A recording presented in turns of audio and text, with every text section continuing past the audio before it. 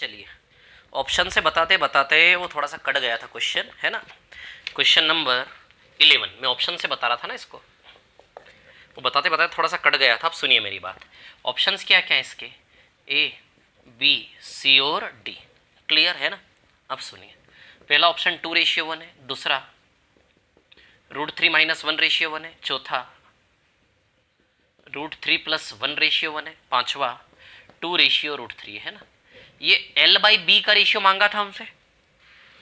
अब एक और कॉलम हम बनाएंगे पी का, ये ऑप्शंस दिए, ऑप्शन से चेक कैसे करेंगे ये हम बता रहा हूं, है ना। आप सुनिए, उसने क्या बोला है, बी एल और पी भैया गुणोत्तर श्रेणी में, यदि बी एल पी गुणोत्तर श्रेणी में, जो इससे इसका रेशियो वही इससे इसका रेशियो, यानी कि बी बाय एल बराबर एल बाय पी।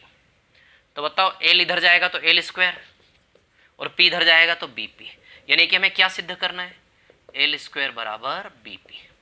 जो ऑप्शन एल स्क्वायर बराबर बी पी कर देगा वो आंसर हो जाएगा। आई बात समझ में, क्लियर है।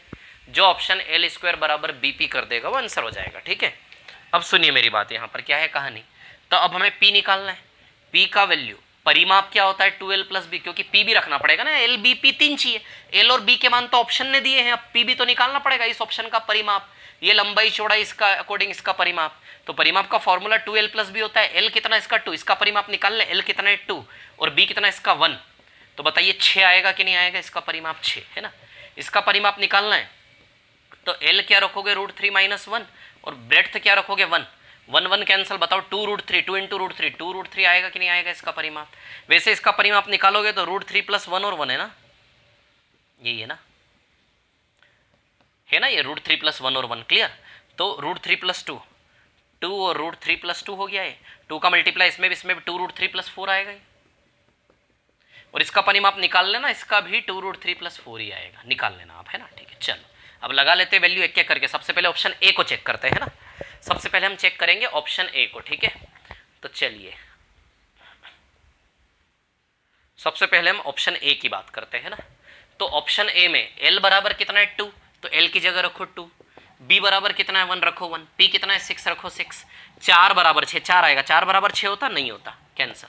दूसरा ऑप्शन रखते हैं, एल का मान √3-1, लेंथ √3-1 का होल स्क्वायर बराबर ब्रेड्थ, ब्रेड्थ कितनी इसकी 1 और इसका पेरीमीटर कितना है 2√3, क्लियर है इतनी बात, ठीक है। इसको भी आप देख लो, ये तो 2√3 आएगा आरएचएस में, आपको लगता है 2√3 बनेगा, नहीं बनेगा, बेकार बनेगा, ये भी फेल, ये भी नहीं हो रहा सेटिस्फाई, ठीक है। चलो अब इस पर आते हैं, सी को चेक करते हैं, एल का वैल्यू √3 + 1 लेंथ, √3 + 1 का होल स्क्वायर बराबर बी कितना है 1 और पी कितना है 2 √3 + 4 है परिमाप। अब सुनिए मेरी बात, 1 का इंटू करने से कोई फर्क नहीं पड़ता है, नहीं कि 2 √3 + 4 ही आएगा इसका आरएचएस केवल। यदि ये 2 √3 + 4 हो गया आ जाए, इसको खोल लेना, a + b के होल स्क्वायर से खोल लेना, 2 √3 + 4 ये भी आ जाएगा बराबर, यानी कि सी आंसर है, क्लियर। ऑप्शन से इस प्रकार से आप चेक कर सकते हैं इसको, ठीक है। चलिए अब एक और सवाल बचा, लास्ट वाला, उस पर मैं आ रहा हूं, है ना। लास्ट वाला एक और सवाल हमारा क्या बचा है देख लेते हैं, ठीक है। लास्ट वाला एक और क्वेश्चन हमारा है क्वेश्चन नंबर 18। क्वेश्चन नंबर 18 क्या बोल रहा है, ये एक आयत का परिमाप p है और विकर्ण d है। ये आयत है, आयत की लंबाई l, चौड़ाई b, परिमाप इसका p बोला है, p बराबर परिमाप यानी कि 2l + b, ये परिमाप बोला है, और विकर्ण को क्या बोला है d। तो विकर्ण क्या होता है, √l² + b² होता है। आयत का विकर्ण क्या होता है, √l² + b²। समझ आ रही बात, क्लियर है। अब ये क्या मांग रहा है हमसे, लंबाई और चौड़ाई का अंतर ज्ञात करो, यानी कि l - b का मान निकालना है, ठीक है। l - b का मान हमें निकालना है। अब सुनना मेरी बात, ठीक है। इन दोनों समीकरणों को हल करके हम l - b का मान निकालेंगे। अब l - b का मान आप देखिए d और p के फॉर्म में निकालना है। ये स्मॉल d बोला है कैपिटल d बोला है, क्वेश्चन में कैपिटल डी, ऑप्शन में स्मॉल डी, स्मॉल डी कर लो इसको, क्वेश्चन में सही कर लो, स्मॉल डी ना, छोटा वाला डी आएगा, डी फॉर डॉग, ठीक है। चलो इन दोनों समीकरणों का यूज करके l - b का मान, l - b का मान किस रूप में निकालना है, ऑप्शन देखो d और p के रूप में है, सारे वर्गमूल में d और p के रूप में होना चाहिए l - b का मान, क्लियर। अब यहां से आप देखो इसको क्या लिख सकते हो, इसको आप लिख सकते हो l + b बराबर p/2, ये 2 एल प्लस बी बराबर पी बाई 2। वर्गमूल इधर इधर स्क्वायर लग जाएगा क्या, तो L square plus B square बराबर डी स्क्वायर लिख सकते हैं क्या आप इसको, ऐसा है ना। वर्गमूल इधर से हटके इधर लग जाएगा, वर्ग लग जाएगा, तो L square plus B square बराबर डी स्क्वायर हो जाएगा। क्लियर। अब सुनिए मेरी बात यहाँ पे, है ना, कहानी क्या है सुनिए। अब ऐसा है कि एल माइनस बी बनाना है, इन दोनों के साथ ऐसा क्या खेलें कि एल माइनस बी बन जाए। अब सुनिए मेरी बात, फॉर्मूला होता है एल माइनस बी का होल स्क्वायर बराबर L square plus B square minus 2 L B, होता है कि नहीं होता है। अच्छा वर्ग हटा दे तो इधर वर्गमूल लगेगा कि नहीं लगेगा, तो एल माइनस बी का मान इस प्रकार से आ जाएगा कि नहीं आ जाएगा। अच्छा L square plus B square का वैल्यू क्या पुटअप कर दो, डी स्क्वायर पुटअप कर दो, L square plus B square का वैल्यू क्या पुटअप कर दो, डी स्क्वायर, है ना। अब कितना सा काम बचा है, माइनस 2LB बचा है। जितनी जल्दी L इंटू 2LB का वैल्यू निकालोगे, 2LB का वैल्यू निकाल के यहाँ बस रखना, इतना सा काम और करना है। जितनी जल्दी 2LB का वैल्यू निकाल के यहाँ रखोगे उतनी जल्दी आंसर आएगा। समझ आ रही बात, क्लियर। तो अब 2LB का वैल्यू कैसे निकालेंगे सुनिए, इस पे कर दो वर्ग, क्या कर दो वर्ग, इधर भी वर्ग कर दो और इस पर इधर भी वर्ग कर दो, है ना। तो क्या बन जाएगा ये एल प्लस बी का whole square, L square plus B square plus 2LB बराबर p बाई 2 का होल स्क्वायर, है ना, तो p का भी स्क्वायर 2 का भी स्क्वायर, p स्क्वायर बाई 4 आ जाएगा, आएगा p स्क्वायर बाई 4। अब देखो क्या करो, l square plus B square बराबर डी स्क्वायर होता है कि नहीं होता है, तो L square plus B square की जगह डी स्क्वायर रख दे, l square plus B square का मान d square, L square plus B square की जगह क्या पुटअप कर दे, डी स्क्वायर,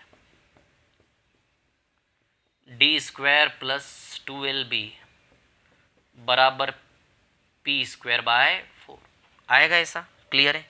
तो 2LB का value p square by 4 minus d square आएगा कि नहीं आएगा, तो 2LB का value p square by 4 minus d square आ जाएगा उधर जाके, है ना, ठीक है। तो